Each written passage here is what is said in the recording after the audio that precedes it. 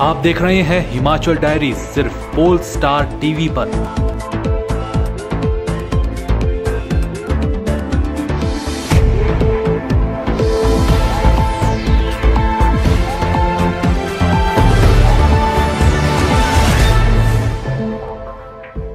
Himachal diaries के प्रायोजक हैं RK hospital Hamirpur, service with quality.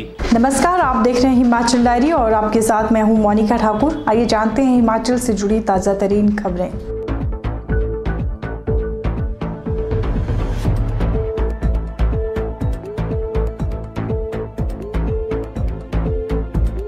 वित्त वर्ष 2017-18 के लिए प्रदेश की 5700 करोड़ रुपए की वार्षिक योजना प्रस्तावित है, जो वर्तमान वित्त वर्ष से 500 करोड़ रुपए अधिक है। यह जानकारी मुख्यमंत्री वीरभद्र सिंह ने दी।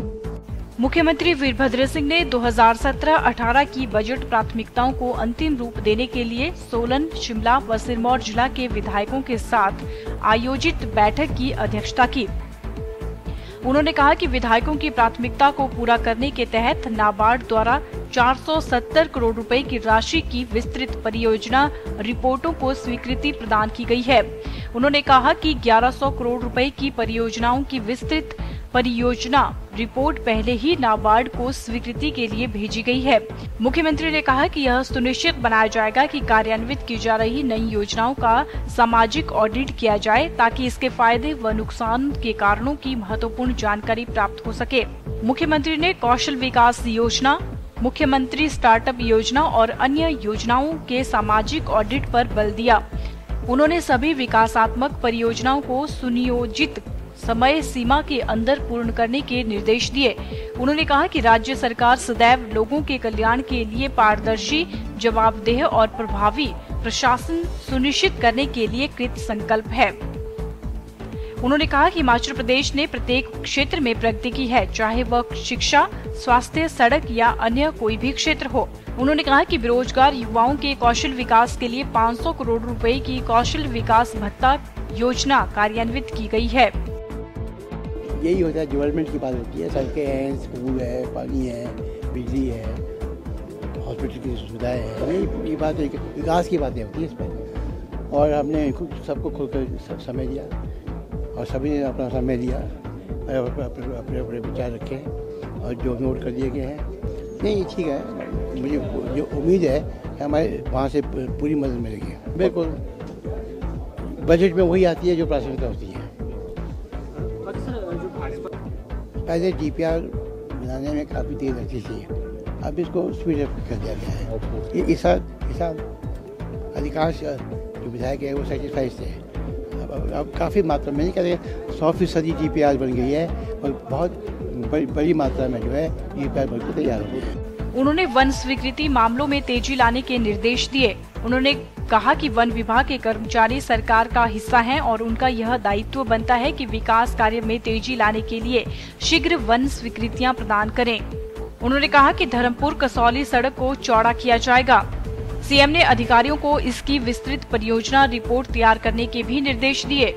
उन्होंने विभिन्न आकार की पानी की पाइपें खरीदने को भी कहा, ताकि लोगों को पेयजल कनेक्शन उपलब्ध करवाए जा सकें।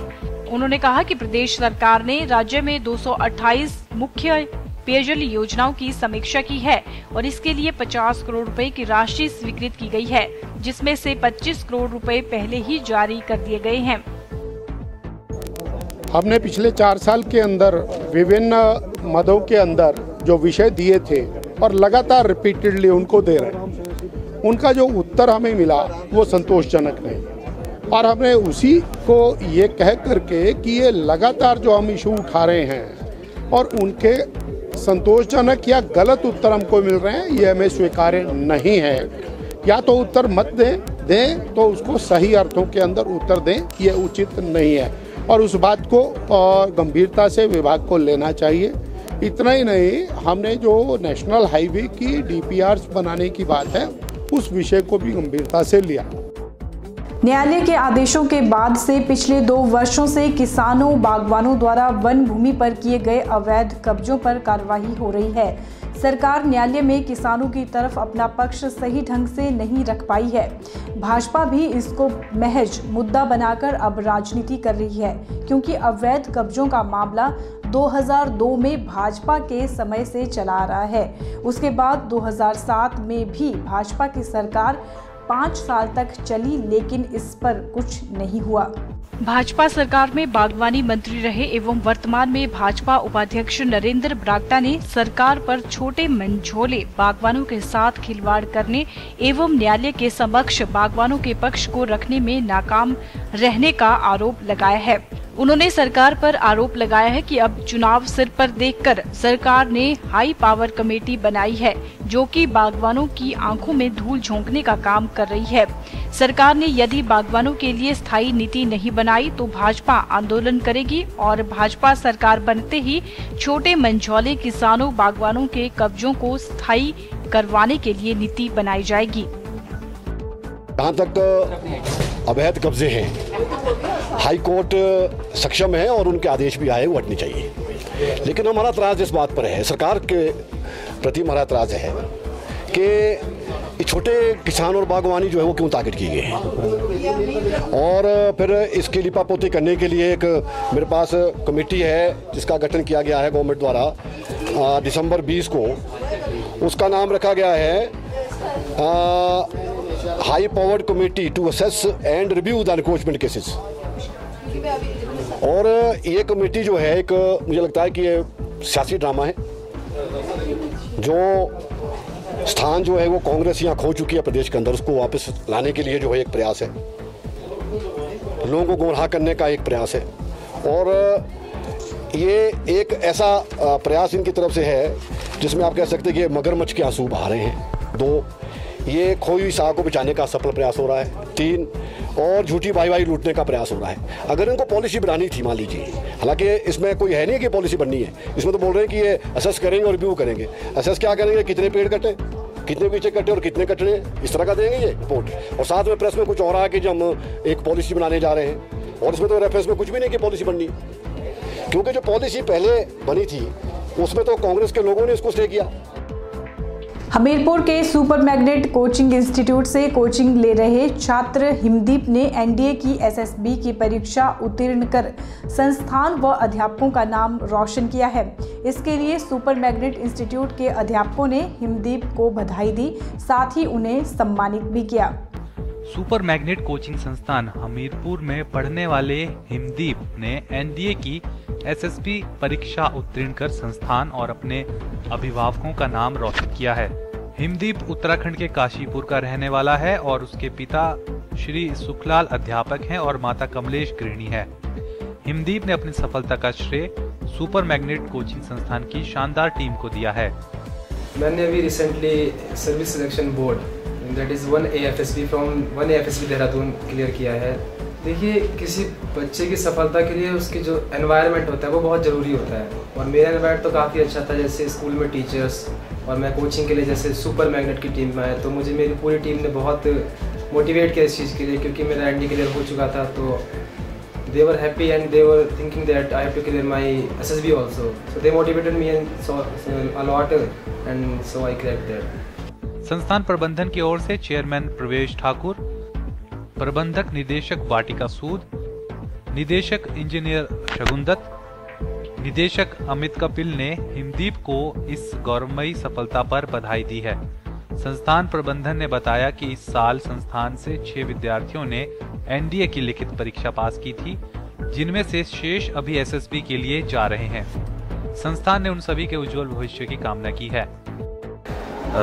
सुपर मैग्नेट की तरफ से हिमदीप को हम बहुत बहुत बधाई देते हैं, और सुपर मैग्नेट हमेशा ही इस चीज़ के लिए तत्पर रहता है, हमारे बच्चे जो हैं वो आगे से आगे बढ़ें। और हमारी ये बहुत ज़्यादा कोशिश होती है कि बच्चे जो हैं वो इस तरह से अच्छे से अच्छा प्रदर्शन करें। सुपर मैग्नेट के बच्चे पिछले 3 सालों से लगातार एसएसबी में भी बहुत अच्छा, एनडीए तो क्वालिफाई करते हैं लेकिन एसएसबी में बहुत ही अच्छा रिजल्ट दे रहे हैं हमें। इसके लिए हम अपने जो बच्चे पहले हुए हैं और हिमदीप को बहुत ज़्यादा बधाई देते हैं। इसके परिवार को, इसके माता पिता को बहुत शुभकामनाएं देते हैं और उज्जवल भविष्य की कामना करते हैं। फर्स्ट ऑफ ऑल मैं उसको कॉन्ग्रेट्स करना चाहूँगी सुपर मैग्नेट टीम के बिहाफ से, एंड उसने बहुत ही ब्रिलियंट परफॉर्मेंस दी है। एसएसबी क्लियर करके वो टोटली सिलेक्ट हो चुका है अब, एंड वो इंडियन आर्मी ज्वाइन कर रहा है। So would be next 2-3 years में जो है वो लेफ्टिनेंट की पोस्ट पे होगा, एंड आई एक्सपेक्ट कि हमारे मैक्सिमम स्टूडेंट्स जो हैं वो इसी तरह से नेक्स्ट कॉम्पिटिटिव एग्जाम्स की तैयारी करें और हमें अच्छे रिजल्ट्स दें। वहीं जब हमारी टीम ने हिमदीप से बात की तो उन्होंने अपने हार्डवर्क को और कोचिंग के हार्डवर्क को अपनी सफलता का सबसे बड़ा कारण बताया। देखिए, कोचिंग इंस्टीट्यूट्स जो होते हैं स्पेशली इसी चीज़ के लिए बने होते हैं कि बच्चे को ग्रूम अप करें, और वो मेरे साथ ही वही वो काफ़ी अच्छा मुझे सिखाया, बहुत नई नई टेक्निक्स, बहुत अच्छी थिंकिंग स्किल्स, बहुत न्यू आइडियाज़ जो मुझे टीचर्स और ट्यूटर्स ने कोचिंग इंस्टीट्यूट्स में दिए। बहुत अच्छा रहता है कि अगर कोई बच्चा ज्वाइन कर यहाँ पे कुछ नया सीख के आके, तो मैं चाहूँगा कि जो मेरे जूनियर्स या जो बैचमेट्स हैं, they must come here and learn something new in this super magnet. Himachal diary में अभी रुकते हैं एक छोटे से ब्रेक के लिए। आप बने रहिए पोल स्टार टीवी के साथ।